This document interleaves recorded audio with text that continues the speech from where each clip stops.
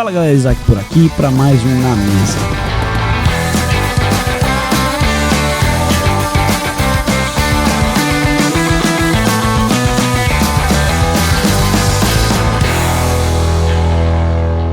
Continuamos na saga do galão ambulante. Brincadeiras à parte, esse galão de água é muito legal, porque cabe muito aqui, cara. Deve ter uns 36 ounces aqui dentro de água. Os caras, você tem muita água aqui. Muito bom, ok. Bom, vamos lá. Mas continua sendo um galão com alça. Guys, eu queria compartilhar um devocional com vocês hoje. E esse devocional continua no livro de Deuteronômio. Antes que vocês falem assim, caramba, o Isaac só fala de Deuteronômio, o que está acontecendo? Eu não sei se eu já conversei com vocês a respeito disso, mas o meu devocional geralmente eu faço de capa a capa, né? Então eu vou de Gênesis a Apocalipse direto. Então eu vou na sequência, vou sequencial. E eu estou lendo Deuteronômio, então por isso que tá assim bem fresco, né? E por isso que eu quero compartilhar com vocês o maná do dia, sabe? É o que o Senhor está trazendo hoje, o que Ele está falando hoje comigo, e eu queria compartilhar com vocês para não ser nada encomendado e seja algo que o Senhor está trazendo, sabe? Mas amém. Então eu já tô do meio pro fim de Deuteronômio, então daqui a pouco vocês vão começar a ouvir eu falar a respeito de Josué. Já tô dando um spoiler aí. Beleza, então cara, eu queria que a gente lesse hoje lá no capítulo 12 de Deuteronômio, ok? Capítulo 12 de Deuteronômio. E aqui, cara, é muito interessante, porque nesse trecho do livro de Deuteronômio, Moisés está dando algumas orientações muito específicas e claras para o povo de Israel. E essas orientações são a respeito do seguinte: ele está falando assim, ó, o povo de Israel, vocês vão entrar na terra prometida. Chegando lá na terra prometida, vocês vão dar de encontro com os povos que estão lá. E são especificamente 7 povos. Cara, de memória aqui, eu não sei se eu vou conseguir citar todos eles de memória, mas são os heveus, cananeus, jebuseus, girgazeus, um monte de zeus lá. São 7, ok? Eu mencionei acho que 4, faltam 3. São 7, mas aí a gente pode fazer um estudo a respeito disso um pouco mais pra frente, mas é muito específico o que cada uma dessas nações significa, sabe? E o impacto disso é um impacto cultural que vai acontecer na nação de Israel, sabe? E cultura é um negócio muito sério. A gente fala pouco a respeito disso dentro da igreja. Porém, cultura é um negócio muito sério. Cultura dita o que nós falamos, cultura dita o que nós vestimos, cultura dita como nós reagimos, cultura dita as nossas celebrações, cultura dita um monte de coisa. E o mais interessante é o seguinte: cultura é um organismo vivo. Cultura, vou falar de novo para deixar isso bem frisado.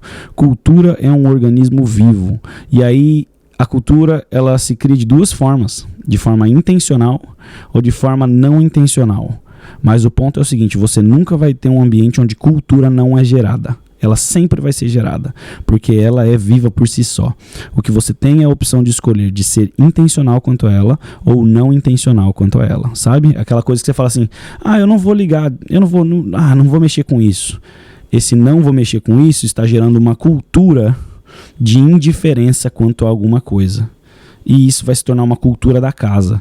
Vamos ser indiferentes quanto a isso. Por exemplo, eu, particularmente, se eu não usasse um boné, eu estaria sendo uma pessoa hipócrita quanto a quem eu sou. Porque quem me conhece sabe que isso é algo de mim, sabe? Eu não me vejo sem um boné. Eu uso boné pelo menos 7 dias da semana. Então, sabe, eu não estaria sendo franco, eu estaria vestindo uma máscara para estar lá no domingo. Eu entendo que existe toda uma questão de respeito, uma questão de temor, isso e aquilo, e a gente pode estourar esse bubble e a gente entrar numa discussão mais profunda a respeito disso, mas eu não estaria sendo eu mesmo se eu não o fizesse. Mas eu entendo que por estar ali todos os domingos e usar um boné na frente de todo mundo, ministrar louvor usando um boné, acaba gerando o quê? Uma cultura na casa onde nós transmitimos uma mensagem de que é ok você usar um boné. E realmente no fundo dessa discussão a gente vai entender que é ok, né? A gente vai chegar nesse ponto talvez num outro momento, porque é uma discussão que vai levar mais tempo a gente chegar lá, mas a gente vai entender que, cara, é ok, sabe? E de forma intencional ou não, a gente transmite isso para nossa casa, para nossa igreja, e isso gera uma cultura. Eu não sei se vocês conseguem reparar, mas às vezes quando a gente sobe ali no púlpito, né, a gente tem uma visão panorâmica da igreja e a gente consegue ver toda a congregação. E aí, ao passar do tempo, eu já estou nessa casa desde que eu cheguei em 2015. Em 2016 a gente membrou na 1000. Então fazem cerca de quase 8 anos já que a gente faz parte dessa casa. Eu pude acompanhar com o passar do tempo. Ninguém usa boné, aí o Isaac usa boné. Aí o Isaac e mais alguém usa boné. Aí eu vi o Rô da Raquel, vocês conhecem, líder de jovem, era líder de jovem lá na igreja. Também ele se sente bem confortável usando boné. E aí começa a ver 1, 2, 3, 4. E aí você começa a ver a galera ficando confortável em usar. Então o que eu quero exemplificar aqui é o seguinte: é que a gente sendo intencional ou não, querendo ou não querendo, cultura ela é gerada. E esse momento que Israel está vivendo aqui são 7 nações que Israel precisa vencer. Por quê? E o Senhor ele é muito claro, cara. Quando você lê o texto, você vê o teor disso muito bem, assim, bem claro nos textos, né? Deus ele manda exterminar o povo. Exterminar essas 7 nações. E ele fala assim, cara, eu quero que vocês matem tanto os homens quanto as mulheres, as crianças, o gado, tudo. Não quero nada. Bota fogo nas cidades. Destrói o que tiver lá. Não pega esposo, não pega nada. Despojo, na verdade, né? Não pega despojo, não pega nada. Destrói tudo. Por quê? Por quê? Né? A gente precisa se perguntar. Porque é o seguinte, se você mantesse alguém, essa pessoa ia trazer a cultura que eles viviam para dentro de Israel. E querendo ou não, essa cultura influenciaria e se misturaria com a cultura do povo israelita. E faria com quê? Com que o povo se desviasse. Tanto é verdade que a gente vai ver isso acontecendo a partir dos reis, né? Após Davi, a gente vai ver ali Salomão, Roboão, e aí a coisa descamba de vez, né? E aí a gente vai ver que o povo começou a ser influenciado por todas as nações ao redor. Os israelitas começaram a pegar as mulheres em casamento e começou a se misturar, ao ponto de que, cara, chegou um momento onde eles nem... Deus, quem é Deus? Quem é Deus? Até o momento onde, acho que, se não me engano, o rei Ezequias, o rei esqueci o nome dele. Josias... esqueci. Mas eles estão fazendo uma reforma no templo e aí eles acham, sem querer, as leis. Olha que doideira. Foi tão assim que, cara, bagunçado, perdido, que se perderam, que ninguém nem sabia mais que, cara, tem um registro, tem uma lei pra gente seguir, tem um papel que tem um manuscrito. Uau, que interessante, né? Por quê? Por causa dessa influência que vem de fora. E todo esse rodeio que eu dei aqui era para falar o seguinte. Vamos lá, Deuteronômio 12. A gente vai começar do verso 1 e eu quero focar no verso 4. Diz o seguinte: esses são os mandamentos e as leis a que vocês deverão obedecer quando chegarem à terra que o Senhor, o Deus de seus pais, deu a vocês para sempre. Destruam por completo todos os altares nas altas montanhas, no alto dos morros e debaixo das árvores frondosas, nos quais as nações que vocês estão expulsando adoraram seus deuses. Derrubem os altares, despedacem as suas colunas e queimem os seus postes ídolos. Despedacem as imagens esculpidas dos seus deuses. Não deixem nenhum rastro dessas coisas. Não imitem os sacrifícios deles no culto que vocês oferecem ao Senhor, o seu Deus. Ao contrário, procurem o lugar próprio, indicado pelo Senhor, o seu Deus, entre todas as tribos, para ali pôr o seu nome e a sua habitação. Ali apresentarão as suas ofertas queimadas e os seus sacrifícios, os seus dízimos, as ofertas especiais apresentadas com gestos rituais, ofertas de cumprimento de votos e as ofertas voluntárias, além das ofertas das primeiras crias de suas vacas e das suas ovelhas. Ali vocês e as suas famílias comerão diante do Senhor, o seu Deus, e se alegrarão por tudo que ele tem feito por vocês e pelas bênçãos do Senhor, o seu Deus. Olha que interessante, que doido. Cara, vem exatamente de encontro com tudo isso que eu tô falando. Por isso que né, eu quis mencionar esse texto. E o foco no versículo 4, que fala assim, não imitem os sacrifícios deles no culto que vocês oferecem ao Senhor, o seu Deus. Deus, ele deixou assim, muito bem desenhado a forma com que ele quer ser adorado. Tanto a inclinação do coração quanto a forma de ser adorado. Ele deixou muito bem claro, e ele não aceita que o povo se misture e ofereça algo diferente daquilo. Aí você vai falar assim, nossa, mas Deus é radical, né? Deus é brutão, né? Deus é... Não, é porque ele sabe o que é bom. E ele quer o bom, simples assim. Deus, ele é um Deus de ordem, ele é um Deus... Cara, a gente pode dizer que Deus, ele é inclusivista. Quando a gente vê, por exemplo, Jesus, né?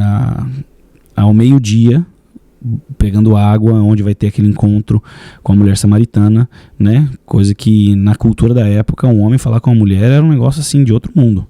Mas ao mesmo tempo, Deus ele é exclusivista. Ou você é filho ou você não é. Não tem meio termo. Não tem em cima do muro. Não tem balanga cá, balanga... Não tem isso. Não tem no cipó balançando de um lado pro outro. Ou é ou não é. Não tem morno.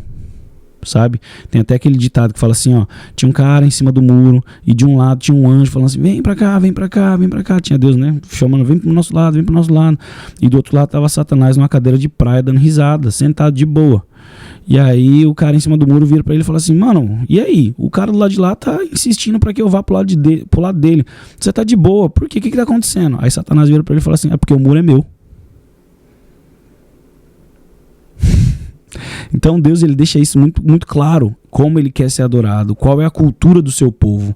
Deus ele passa o livro de Levítico inteirinho, comunicando a Moisés, cara, o que vocês vão celebrar? O que vocês vão fazer? Como vocês vão se vestir? Como que o sacerdote vai se vestir? Quais são os feriados do povo? O que vocês vão fazer nesse feriado? Por que vocês vão celebrar? Como que vocês vão comer? Quais são os animais que vocês devem comer? Cara, quando vocês forem fazer as suas necessidades, aonde vocês vão? Se alguém cometer algum crime, o que fazer? Cara, ele passou o livro inteirinho, ditando a cultura do seu povo. A cultura do seu povo. E esse ainda até hoje, 2024, é uma das razões pelo qual os israelitas se diferenciam do mundo até hoje. A cultura que eles têm. E o Senhor estava estabelecendo isso de forma muito radical e clara naquele momento. E aí Deus fala assim, ó, eu não quero influência nenhuma dos povos que estão lá. Eu não quero que isso seja diluído, eu não quero que isso seja perdido. E aí, cara, que lindo, que maravilhoso. Isaac, você tá dando aqui um panorama histórico aqui bem legal, não sei o que, mas o que isso tem a ver com a gente hoje? Cara, tem a ver o seguinte, o Senhor ainda espera ser adorado de uma forma específica. Deus, ele espera uma adoração de uma forma específica. Ele é muito claro como ele quer ser adorado, como ele espera ser adorado pelos seus filhos. E cabe a mim e a você nos empenharmos em entender e nos posicionarmos da forma com que ele espera que nós o adoremos, nós o sirvamos e nós façamos parte dessa família. A gente vê isso muito claro através de Davi, ali no exemplo de Davi, né, tentando transportar a arca novamente ali para o reino, a arca que estava na casa de Obed-edom, né, transportar a arca de volta, e aí ele faz o que? Ele coloca em cima de um carro de boi, e aí a gente vê ali Uzá e Aiô, né, aquele episódio onde o boi pisa em falso, a arca vai cair, a galera põe a mão e os caras morrem. Ele fala assim, mas Deus, a gente tava querendo fazer o negócio certo, não sei o que. Pra Deus não adianta querer fazer direito. Querer fazer direito é meio caminho andado, e meio caminho andado ainda não é o caminho inteiro. Meio certo continua sendo errado. Deus, ele quer que você faça certo e da forma certa, o coração certo e a forma certa. E aí beleza, então vai numa segunda vez. E aí como é que vai? No lombo dos levitas. E aí acho que são a cada 2 ou 3, eu não lembro o número exato de passos, mas a cada quantidade de passos, um sacrifício. Aí Deus fala assim, beleza, era isso que eu esperava, era isso que eu queria, vambora, tô contigo. Sabe, Deus ele é muito zeloso pela cultura do seu povo. E nós, como seus filhos, nós precisamos nos importar com isso. E nós precisamos tomar cuidado para que a gente não perca a cultura que o Senhor estabeleceu para o seu povo, nos deixando ser influenciado por qualquer tendência que o mundo tem. Sabe, ó, isso aqui é trending, tá trending no Instagram. Isso aqui tá trending nos Reels, no TikTok, no Haiku Parta. Isso aqui tá trending no céu, porque se não tiver trending no céu não adianta, faz sentido nenhum. Cara, a gente vê coisas que o Senhor promove e faz que às vezes a gente fala assim, mas não tem explicação. Por quê? Porque, cara, quando você vê pessoas totalmente antiquadas e fazendo coisas que o mundo inteiro diz que não funciona e dá certo quando essa pessoa faz o que o Senhor quer, do jeito que ele quer, na hora que ele quer. Porque Deus, ele se encarrega de fazer aquilo funcionar. Quando a gente tem o coração no lugar certo e está fazendo como o Senhor nos orientou para fazer, ele se encarrega de levar essa mensagem, esse exemplo, essa pessoa na roda de pessoas certas. Se o Senhor tem para mim e para você um ministério público que vai influenciar nações, isso e aquilo, você não precisa correr atrás de trend, não precisa correr atrás do que o mundo está dizendo, fazendo, acontecendo hoje. Você não precisa. O Senhor se encarrega de te levar até o círculo de pessoas certas, quando você está com o coração certo e com a forma de fazer certo.